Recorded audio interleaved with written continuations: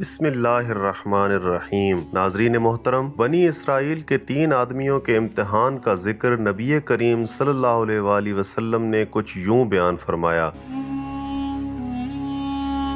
آپ نے فرمایا کہ بہت عرصہ پہلے کی بات ہے کہ بنی اسرائیل میں 3 آدمی تھے، ایک کوڑ کا مریض تھا، دوسرا گنجا اور تیسرا اندھا۔ حق تعالیٰ نے ان کو آزمانا چاہا اور ان کے پاس ایک فرشتہ انسانی شکل میں بھیجا۔ پہلے وہ کوڑ کے مریض کے پاس آیا اور پوچھا، تجھے کون سی چیز پیاری ہے؟ اس نے کہا، مجھے اچھی رنگت اور خوبصورت کھال مل جائے، اس سے لوگ گھن کرتے ہیں اور اپنے پاس بیٹھنے نہیں دیتے۔ اس فرشتے نے اپنا ہاتھ اس کے بدن پر پھیرا تو اسی وقت وہ اچھا ہو گیا، اچھی اور خوبصورت رنگت والی کھال اس کے جسم پر نکل آئی۔ پھر فرشتے نے پوچھا کہ تجھے کون سے مال سے زیادہ محبت ہے؟ اس نے کہا کہ مجھے اونٹ سے زیادہ محبت ہے۔ بس اس نے اسے ایک گابن اونٹنی بھی دے دی اور کہا، اللہ اس میں برکت دے۔ اس کے بعد وہ فرشتہ گنجے کے پاس آیا اور پوچھا، تجھے کون سی چیز پیاری ہے؟ اس نے کہا، مجھے اچھے اور لمبے بال نکل آئیں اور یہ گنجے پن کی بلا مجھ سے دور ہو جائے جس سے لوگ نفرت کرتے ہیں۔ فرشتے نے اپنا ہاتھ اس کے سر پر پھیر دیا اور وہ فوراً اچھا ہو گیا اور اس کے گھنے اور لمبے بال نکل آئے۔ پھر پوچھا، تجھے کون سا مال پسند ہے؟ اس نے کہا کہ مجھے گائے پسند ہے۔ فرشتے نے اس کو بھی ایک گابن گائے دے دی اور کہا، اللہ اس میں برکت بخشے۔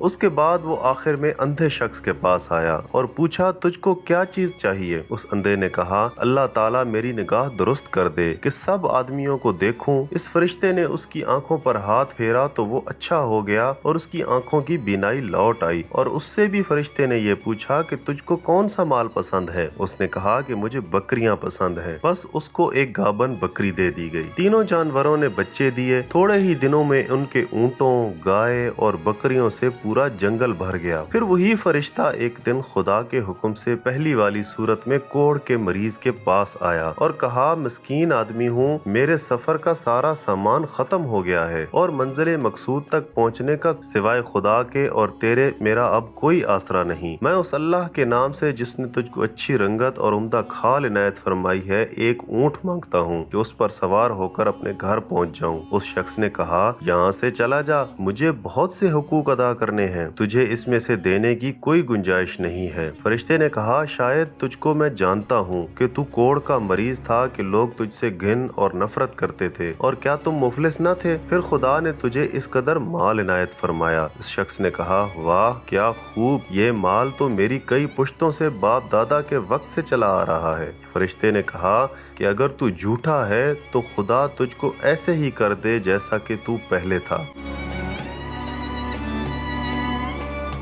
اس کے بعد وہ فرشتہ دوسرے شخص یعنی گنجے کے پاس آیا اور اس سے بھی اسی طرح ایک گائے کا مطالبہ کیا تو اس نے بھی ویسا ہی جواب فرشتے کو دیا۔ فرشتے نے اسے بھی کہا کہ اگر تو جھوٹا ہے تو خدا تجھ کو ویسا ہی کر دے جیسا تو پہلے تھا۔ آخر میں وہ فرشتہ اندھے شخص کے پاس گیا اور کہا کہ اے بندہ خدا، میں مسافر ہوں، آج بجز خدا کے اور تیرے میرا کوئی وسیلہ نہیں ہے۔ میں اس کے نام پر کہ جس نے تجھے دوبارہ نگاہ بخشی ایک بکری مانگتا ہوں کہ اس سے میں اپنا سفر پورا کروں۔ اس نے کہا، بے شک میں اندھا تھا، حق تعالیٰ نے محض اپنی رحمت سے مجھے نگاہ بخشی۔ جتنا تیرا دل چاہے لے جا اور جتنا چاہے چھوڑ جا، خدا کی قسم میں کسی چیز سے تجھ کو نہیں روکوں گا۔ فرشتے نے کہا کہ تو اپنا مال اپنے پاس رکھ، مجھے کچھ نہیں چاہیے، فقط تم تینوں کی آزمائش مقصود تھی، پوری ہو گئی۔ خدا تجھ سے راضی ہوا اور ان دونوں سے ناراض ہوا۔ ان دونوں اشخاص کو ناشکری کا کیا نتیجہ ملا؟ ان سے تمام نعمتیں چھین لی گئیں، جیسے تھے